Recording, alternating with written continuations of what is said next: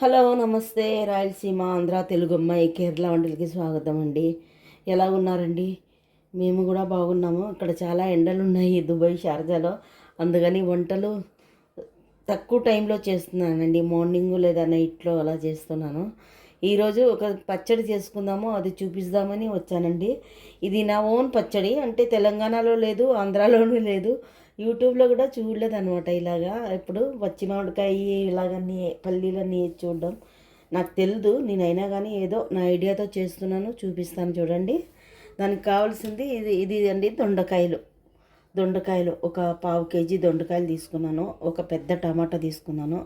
అలాగే ఒక 10-15 పచ్చిమిరపకాయలండి. అలాగే ఒక మామిడికాయ అండి, పచ్చి మామిడికాయ లేదా పచ్చి మామిడికాయ. దీంట్లో ఇంత సగం తీసుకున్నానండి పచ్చి మామిడికాయ. తర్వాత వచ్చి దానికి కావాల్సింది పల్లీలండి, కొన్ని పల్లీలు తీసుకున్నాను. అలాగే ఒక 5-6 ఎండుమిరపకాయలు. అలాగే ఎల్లిపాయ అండి, ఉల్లిపాయ అండి, కొత్తిమీర, దానికి కావాల్సింది ఎల్లిపాయ అండి. తర్వాత ఉప్పు అండి, యాజ్ యూజువల్గా ఉప్పు. ఇవన్నీ కలుపుకొని తాలింపు చేసుకొని, తాలింపు అంటే తాలింపు కాదు, పచ్చడి చేసుకుందామండి. సరేనండి, నేను చూపిస్తాను. చూడండి, ప్యాన్ పెట్టాను, దానికి సన్ఫ్లవర్ ఆయిల్ వేస్తున్నానండి. సన్ఫ్లవర్ ఆయిల్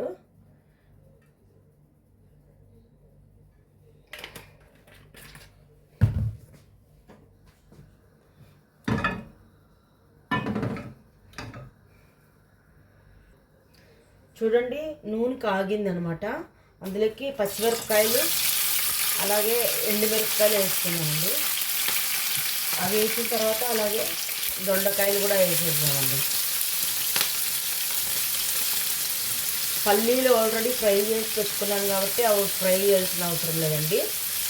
ఇవిను తర్వాత ఇవన్నీ ఇవి వేగిన తర్వాత ఉల్లిపాయలు అవి వేసి నేను చూపిస్తానండి. ఇవి బాగా వేగాలంటే. అలాగే ఒక 5 వెల్లుల్లిపాయలండి, ఇవి కూడా వేస్తున్నాను.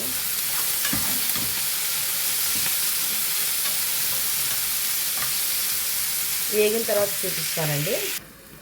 చూద్దామండి ఎంతవరకు వచ్చిందో. చూడండి, బాగా మగ్గిపోయినాయి అన్నమాట. దొండకాయలు కూడా కలర్ చేంజ్ అయినాయండి. ఇలాగండి, ఎరుపు రంగు వచ్చినాయి అంటే.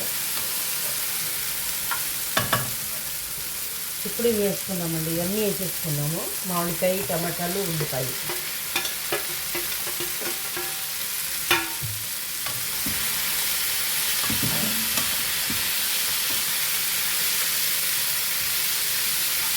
పచ్చడి బాగుంటుందండి, నేను ట్రై చేసే మీకు చూపిస్తున్నాను. లేకపోతే నేను చూపించానండి, టేస్ట్గా లేకపోతే ఒకసారి ట్రై చేశాను అనమాట. చాలా బాగుంది, అందుకే చూపిస్తున్నాను. ట్రై చేయండి.